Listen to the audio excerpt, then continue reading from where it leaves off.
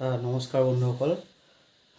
Corona মহামাৰীয়ে যি এই বিশ্বব্যাপী যি ত্ৰাসৰ সৃষ্টি কৰি আছে, তাৰ আচলতে কল্পনাৰো অতীত এনেকুৱা এটা পৰিৱেশৰ সৃষ্টি কৰি আছে।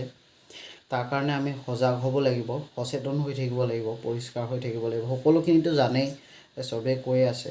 আকৌ তাৰ ওপৰত ভূমিকম্প, মানে এটাৰ পাছত এটা প্ৰকৃতিয়ে মানে আচলতে কি কৰিব বিচাৰিছে আমাৰ মানৱ, হয়তো চাগে আমাৰ ভুলৰ কাৰণেই আজি এইখিনি পৰ্যায় পাইছে। প্ৰকৃতিয়ে আজি এনেকুৱা এটা ৰূপ দেখুৱাইছে। ভূমিকম্প, ইফালে কৰোনা, বাহিৰত ওলালে কৰোনা, ভিতৰত সোমাই দিলে ভূমিকম্প, কেনেকুৱা এটা পৰিৱেশৰ সৃষ্টি কৰি আছে। আজি পৰ্যন্ত ভূমিকম্প সৰু সৰুকৈ আহি আছে। তো তাৰ ওপৰত আকৌ ভূতৰ ওপৰত দানৱ পৰা দি অন্য এটা মহামাৰী দেখা দিছে, এটা ভেঁকুৰে দেখাই দিছে। হয়তো আপোনালোকে থাম্বনেইলটো দেখি গম পাইছেই। এটা অতি ভয়ানক যিটো মহামাৰী বুলি স্বীকৃতিয়ে ইতিমধ্যে লাভ কৰিছে। নামটো হৈছে, এইটো এটা ভেঁকুৰ হয় আচলতে। এই ভেঁকুৰটোৱে মানে বৰ বেয়াকৈ সংক্ৰমণ হয় মানুহৰ শৰীৰত, আৰু এটা সাংঘাতিক আৰু ভয়ানক। ইতিমধ্যে আপোনালোকেতো গম পাইছেই, সেই ভেঁকুৰটোৰ নাম হৈছে ব্লেক ফাংগাছ।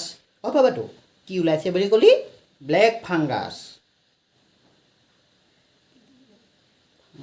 এই হেৰি কৰিবিচোন, তিনিআলি ফালে গ'লে আধা কেজিমান লৈ আনিবিচোন। কি সেই বাৰী বন পাচলি সোপাকেনো কিমান আজৰি থাকিম, আমুৱাইছেগৈ আৰু। এই তিনিআলি ফালে ওলাই গ'লে আধা কেজিমান লৈ আনিবি। Black fungus.